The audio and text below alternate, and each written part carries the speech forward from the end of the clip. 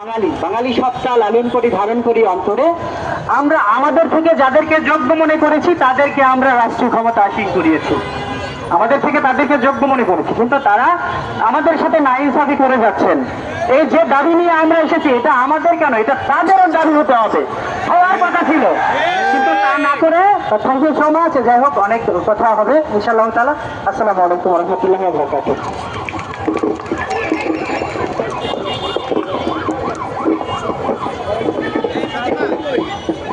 আমাদের লড়াই কি চলবে? আমাদের লড়াই কি চলবে? লড়াই লড়াই লড়াই চাই, লড়াই লড়াই লড়াই চাই, লড়াই লড়াই লড়াই চাই, লড়াই লড়াই লড়াই চাই। জ্বলো জ্বলো